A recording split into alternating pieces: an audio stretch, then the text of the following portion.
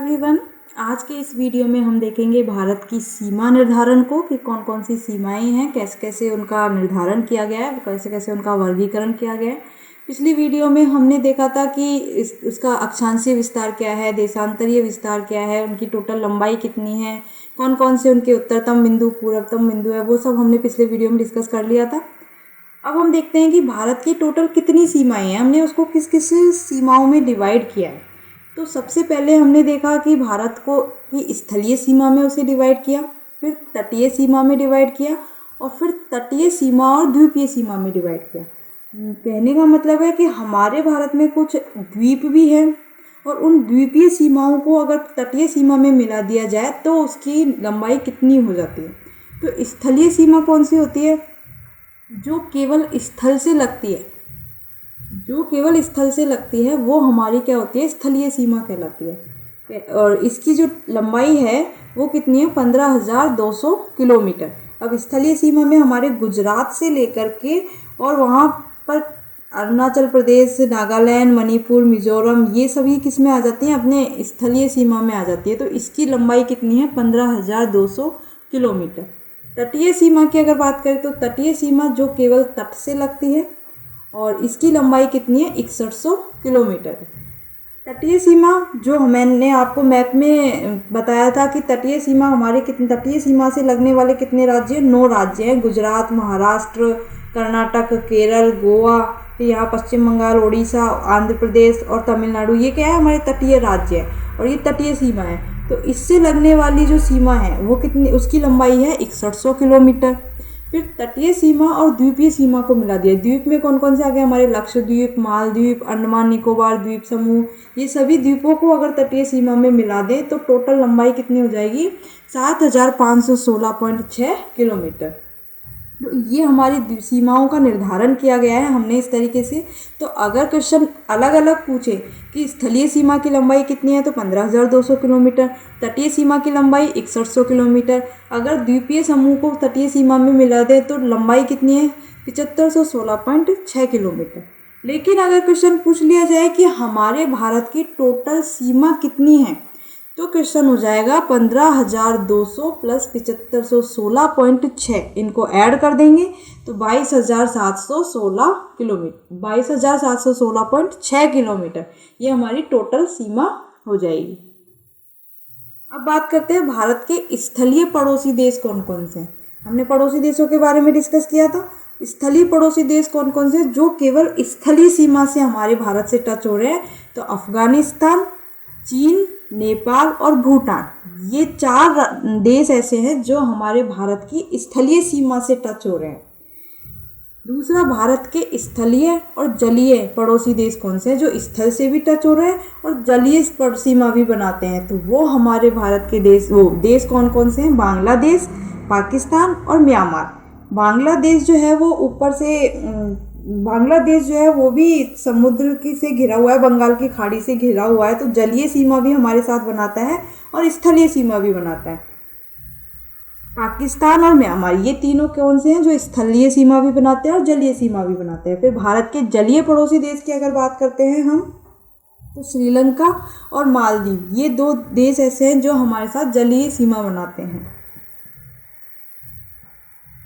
अब है भारत की तटीय सीमा का विस्तार। तो तटीय सीमा का जो विस्तार है इससे संबंधित एक समुद्र कानून बना था कब? 1982 में, और इसके तहत तटीय सीमाओं को 3 भागों में डिवाइड किया था। EFZ, EEZ और ओपन सीक्वेंस का निर्धारण हुआ। इन तीनों का निर्धारण कब हुआ था? जब समुद्रीय कानून बना था 1982 में। तो जैसे कि हमारा ये भारत है जो कि तीनों तरफ से जल से घिरा हुआ है, इसका निर्धारण कैसे करते हैं? ऐसे ही तो करते नहीं है कि यहाँ से टच कर दिया, हम करते हैं किससे? आधार रेखा से। किससे करते हैं? आधार रेखा से, जो कि 0 नैनोमीटर पर होती है। ये आधार रेखा है और आधार रेखा से हम इसका निर्धारण करेंगे। अगर आधार रेखा से 12 नैनोमीटर की दूरी है, आधार रेखा से 12 नैनोमीटर की दूरी पर हमारी तटीय सीमा है। आधार रेखा से 24 नैनोमीटर की जो दूरी है इसे EFZ है, जो कि है विशेष मत्स्य क्षेत्र। आधार रेखा से 200 नैनोमीटर की दूरी पर EEZ है, जो कि विशेष आर्थिक क्षेत्र है। ये हमारी तटीय सीमा है और उसके बाद की सीमा ओपन सिक्वेंस में आती है। तो ये हमारी तटीय सीमा का निर्धारण है, जो कि आधार रेखा से कैलकुलेट होती है। नेक्स्ट है भारत में तटीय राज्य, कि भारत में कौन कौन से तटीय राज्य हैं। तो ये हमारा भारत है, इसमें कुछ ये 9 तटीय राज्य हैं। तटीय राज्य कौन से होते हैं मैं आपको बता चुकी हूँ। तटीय राज्य वो होते हैं जो कि पश्चिमी तट और पूर्वी तट पर स्थित हो। ये अपना पश्चिमी तट है और ये अपना पूर्वी तट है। अपना भारत जो है तीनों तरफ से किससे घिरा हुआ है? समुद्र से घिरा हुआ है, पानी से घिरा हुआ है, इसलिए इसको क्या बोलते हैं? तटीय बोलते हैं। प्रायद्वीपीय बोलते हैं। प्रायद्वीपीय भी सुना होगा आपने, प्रायद्वीपीय भारत। तो प्रायद्वीपीय भारत में भी ये 9 राज्य आते हैं। क्योंकि प्रायद्वीपीय क्यों बोला? क्योंकि ये तीनों तरफ से पानी से घिरा हुआ है। तो ये तटीय राज्य हैं 9। कौन कौन से हैं? गुजरात, महाराष्ट्र, गोवा, कर्नाटक और केरल। ये 5 राज्य अपने पश्चिमी तट पर आते हैं और पश्चिम बंगाल, ओडिशा, आंध्र प्रदेश और तमिलनाडु, ये 4 राज्य अपने पूर्वी तट पर आते हैं। आंध्र प्रदेश से तेलंगाना एक अलग राज्य बन गया है। तेलंगाना अलग होकर के आंध्र प्रदेश से एक अलग राज्य बना। कब बना? 2 जून 2014 को। 2 जून 2014 को तेलंगाना आंध्र प्रदेश से अलग हुआ और अलग होकर उसने क्या बनाया? अपना एक अलग राज्य बना दिया। इसके बाद सबसे बड़ा तटीय राज्य, तो इन सभी में 9 तटीय राज्यों में से सबसे बड़ा तटीय राज्य कौन सा है? गुजरात। और सबसे छोटा तटीय राज्य कौन सा है? गोवा। पश्चिमी तट के इधर अरब सागर है और पूर्वी तट के इधर बंगाल की खाड़ी है। अब हम बात कर लेते हैं कुछ अपने द्वीप समूह की।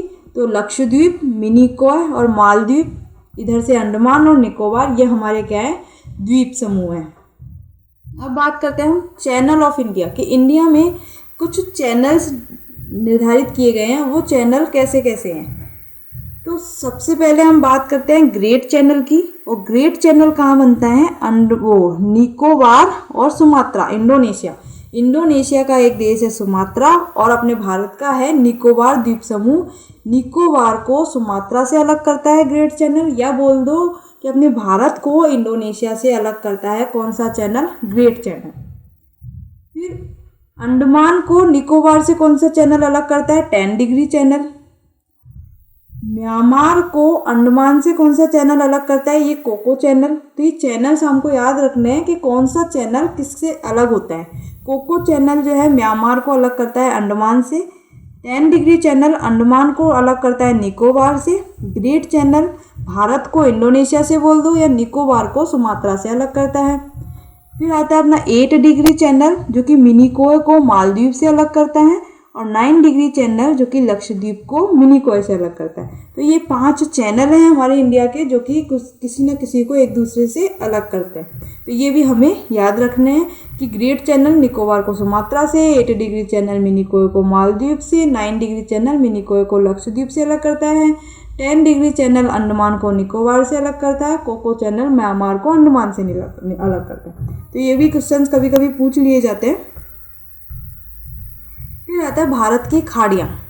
खाड़ियाँ क्या होता है? खाड़ी होती है ऐसा जलीय भाग जो तीनों दिशाओं से स्थल में घुसा होता है। तीनों दिशाओं से स्थल में घुसा हो। एक तो होता है प्रायद्वीपीय भाग जो तीनों दिशाओं से जल से घिरा हो, और एक होता है खाड़ी, ऐसा जलीय भाग जो तीनों दिशाओं से स्थल में घुसा हो। तो वो क्या कहलाता है? खाड़ी कहलाता है। दोनों में डिफरेंस समझ लेना कि प्रायद्वीपीय होता है ऐसा स्थलीय भाग जो तीनों दिशाओं से जल से घिरा हो, और खाड़ी होता है ऐसा जलीय भाग जो तीनों दिशाओं से स्थल में घुसा हो। अब इस खाड़ियाँ कौन कौन सी अपने भारत में? सबसे पहला है कच्छ की खाड़ी, जो कि यहाँ तीनों दिशाओं से किससे घिरा हुआ है? स्थल से घिरा हुआ। फिर खंबात की खाड़ी, यहाँ भी ये तीनों दिशाओं से स्थल से घिरा हुआ है। फिर है अपना ये पाक की खाड़ी। पाक की खाड़ी भी, इधर पाक की खाड़ी है और इधर है मन्नार की खाड़ी। क्वेश्चंस कभी कभी पूछ लिए जाते हैं कि ये है पम्बन द्वीप, जो कि रामेश्वरम है। पम्बन द्वीप किसके दक्षिण में है? अगर क्वेश्चन हमसे पूछ ले कि पम्बन द्वीप किसके दक्षिण में है, या फिर मन्नार की खाड़ी किसके दक्षिण में है, तो ये सब चीज़ें हमें आनी चाहिए। क्वेश्चंस किसी भी तरीके से घुमा करके पूछ लिया जाता है, जो कि हम कभी कभी कंफ्यूज हो जाते हैं। तो जैसे कि क्वेश्चन अगर मैं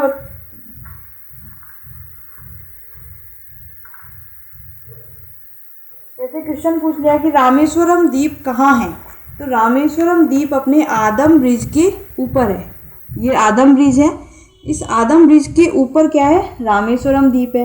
पूछ लिया कि पम्बन द्वीप के उत्तर में कौन सी खाड़ी है, तो पम्बन द्वीप के उत्तर में कौन सी खाड़ी है, पम्बन द्वीप के उत्तर में है पाक की खाड़ी। और पम्बन द्वीप के दक्षिण में कौन सी खाड़ी है, तो मन्नार की खाड़ी। इस तरीके से क्वेश्चन इससे पूछ लिए जाते हैं, तो इसको हमको पता होना चाहिए कि पाक की खाड़ी जो है वो रामेश्वरम के ऊपर है, मन्नार की खाड़ी जो है आदम ब्रिज के नीचे है। तो ये हमारे कुछ खाड़ियाँ हैं जो कि हमने इसमें मैप इसके हिसाब से आपको बताई है, डायग्राम के हिसाब से। यहाँ पर आकर के हमारा स्थिति और विस्तार कंप्लीट होता है। आगे के वीडियो में हम कुछ और चैप्टर लेकर के आएंगे। Thank you for watching this video. Please like, comment and share करना ना भूलें।